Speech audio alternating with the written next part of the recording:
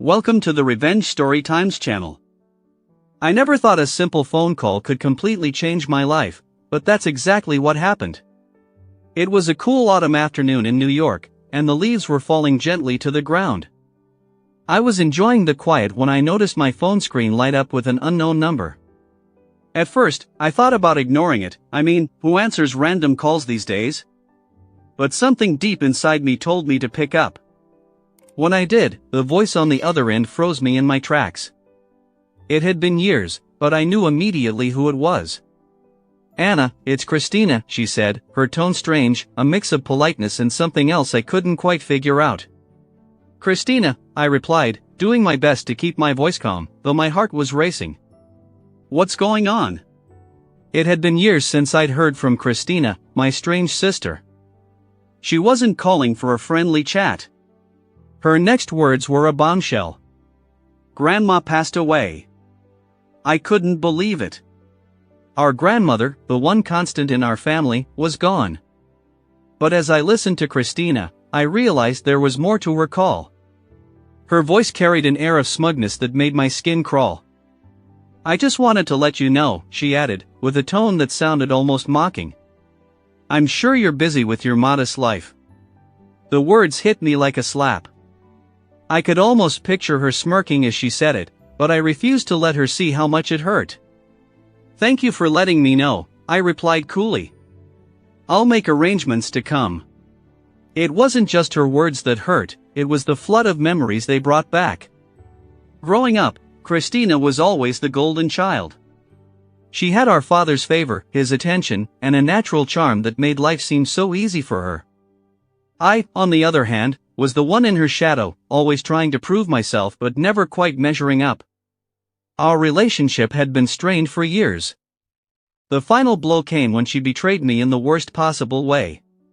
Brian, my ex-fiancé, the man I thought I'd spend my life with, had left me for Christina. She used her charm, her manipulative ways, and stole him right out of my life. It wasn't just a broken engagement, it was a betrayal that left deep scars. After that, I cut ties, not just with her but with the rest of my family. Our father, who had always favored Christina, made it clear where his loyalty lay. My mother, though caring, couldn't bridge the gap between us. So, I built my own life, far away from the chaos. I married Arthur, a kind and supportive man who works in tech. Together, we built a cozy, love-filled home in the suburbs. Our daughter, Abigail, is the light of our lives.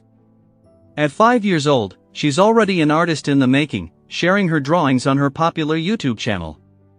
While my life may not be flashy, it's rich in love and happiness.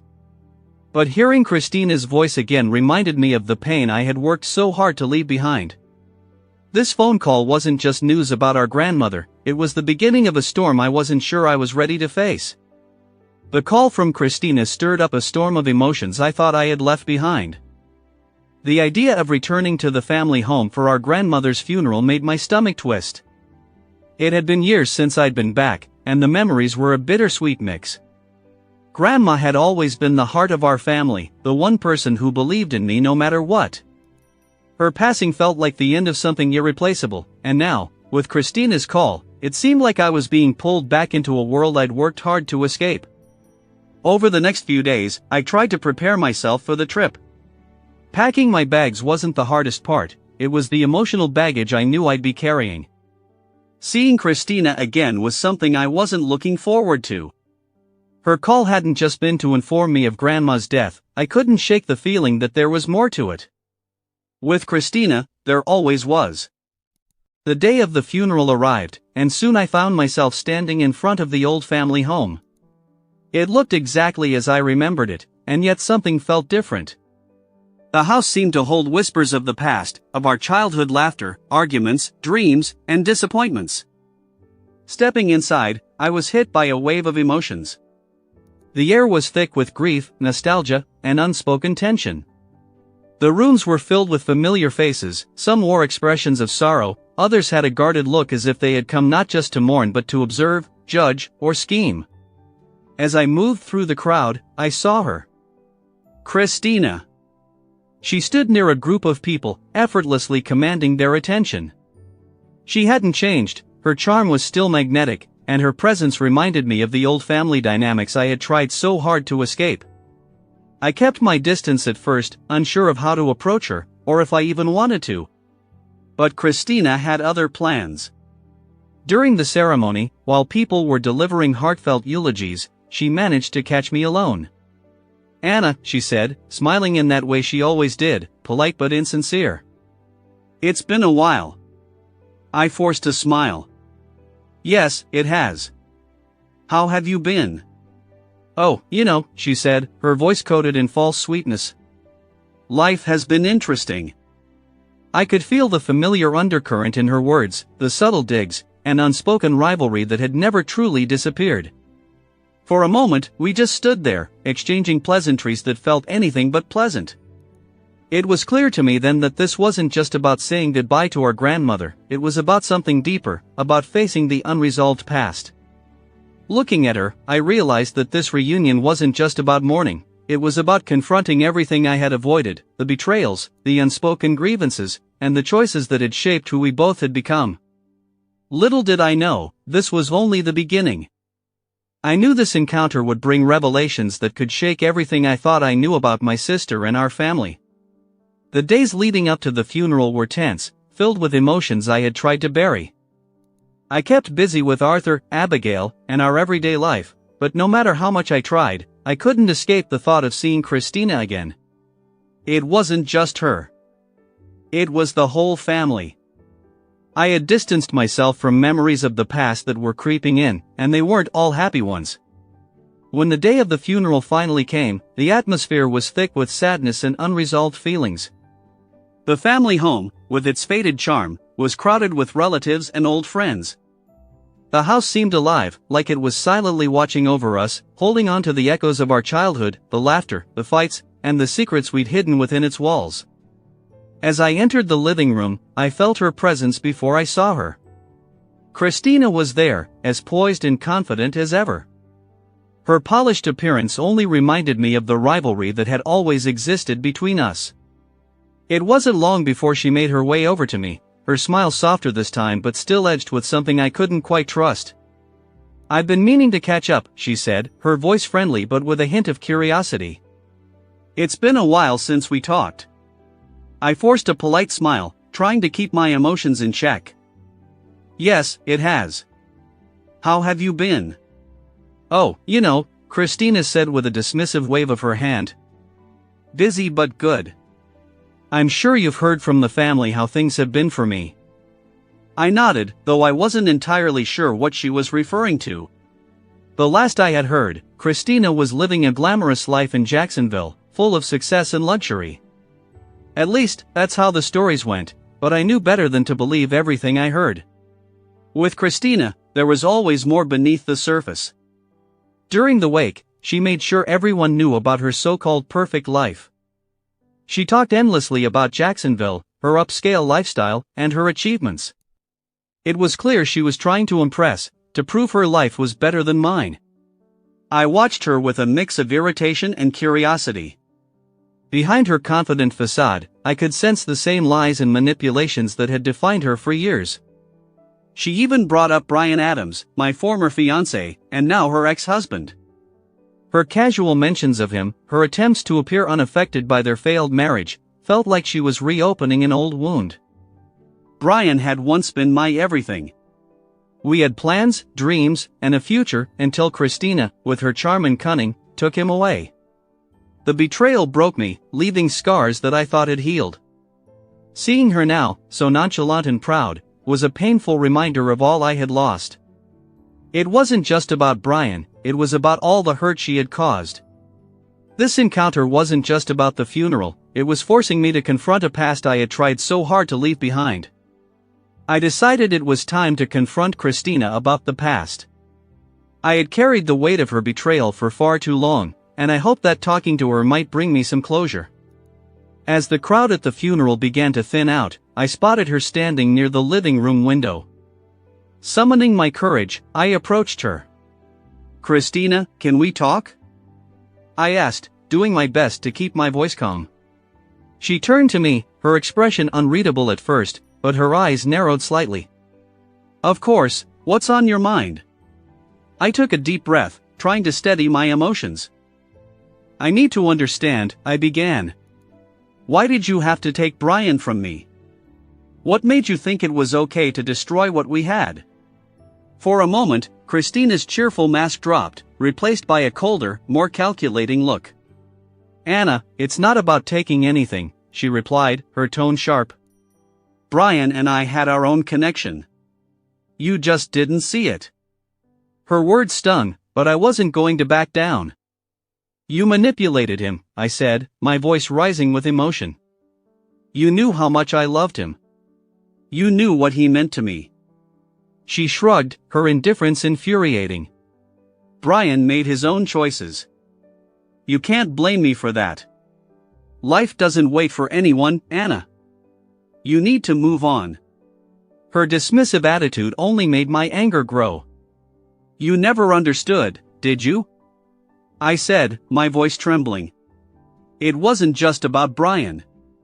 It was about everything.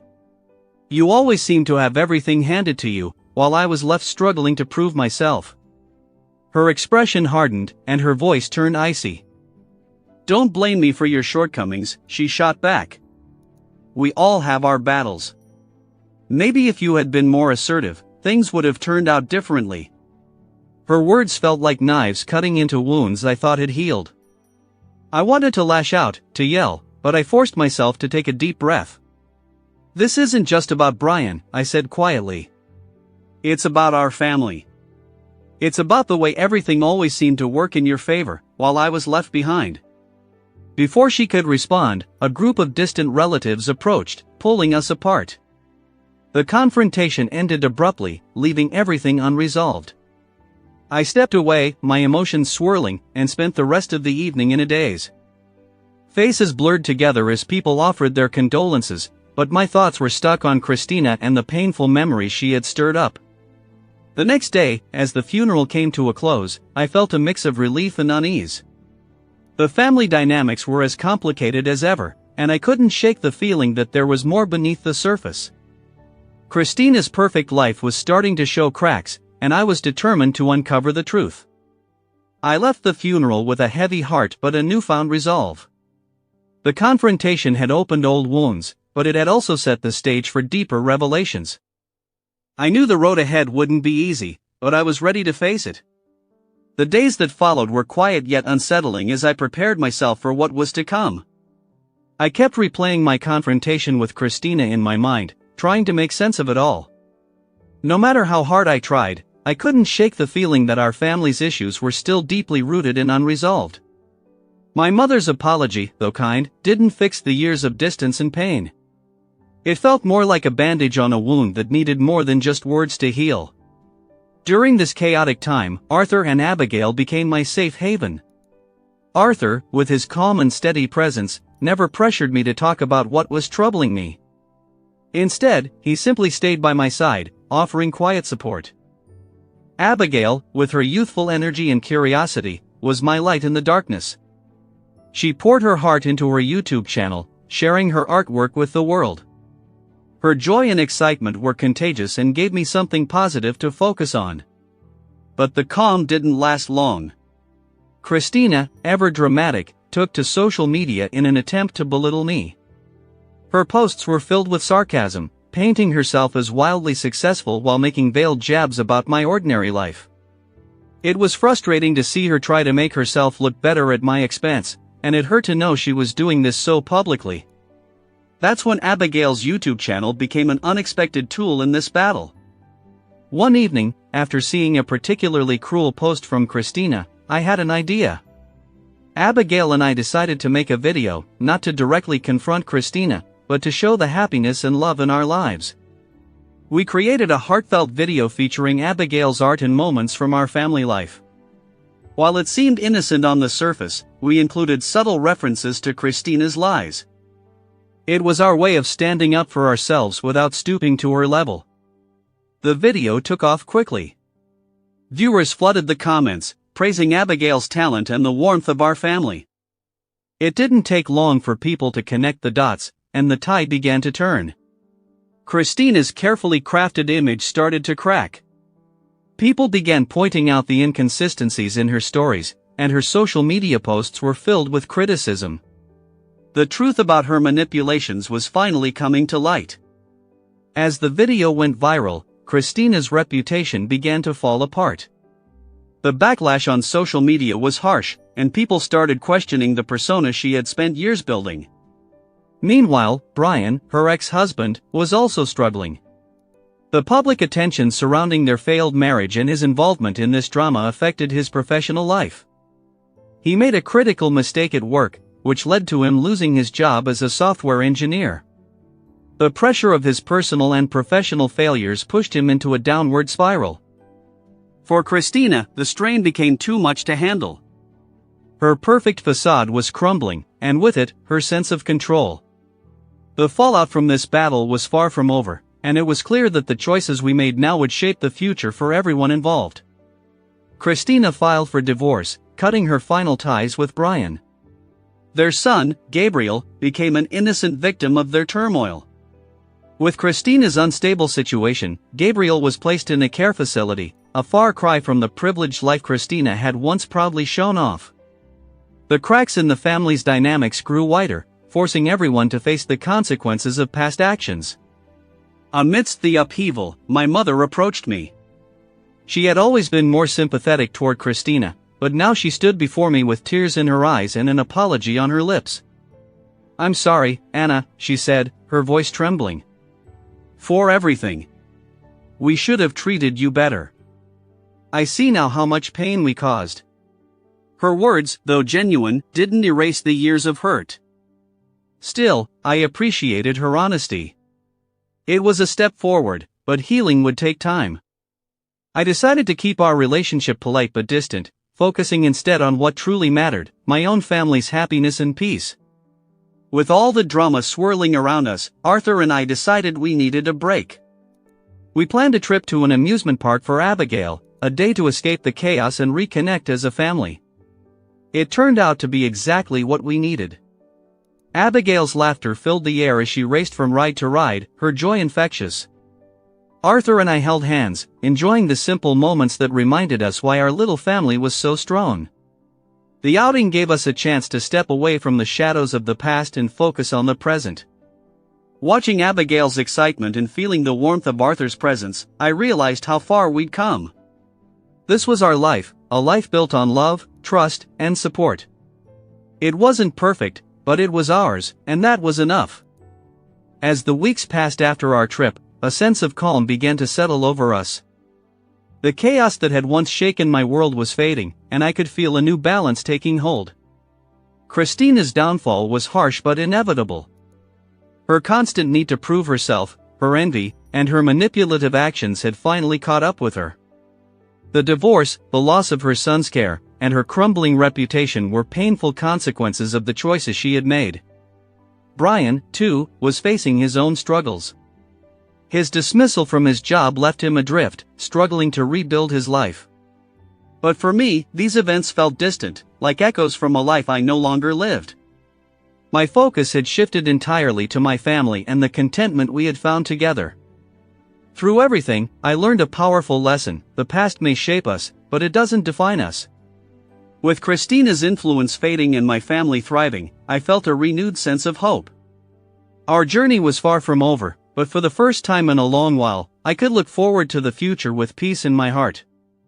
Arthur and I worked hard to strengthen our relationship, leaning on each other for support. Despite the challenges we had faced, our bond only grew stronger. Our daughter Abigail was thriving in her creative pursuits. Her YouTube channel continued to be a source of joy and positivity, not just for her but for all of us.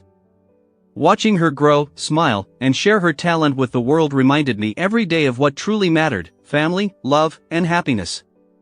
One day, I received a letter from my mother. In it, she poured out her feelings of regret, apologizing for how things had turned out and asking for forgiveness. Her words felt sincere, and I appreciated her reaching out. But I also knew that healing the rift between us wouldn't happen overnight. I responded with kindness, acknowledging her apology while gently letting her know that rebuilding our relationship would take time and effort from both sides.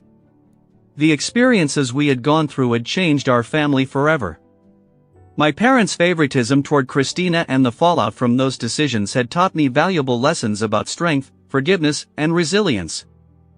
I realized that healing wasn't just about time, it was about understanding and choosing to let go of the anger that weighed me down.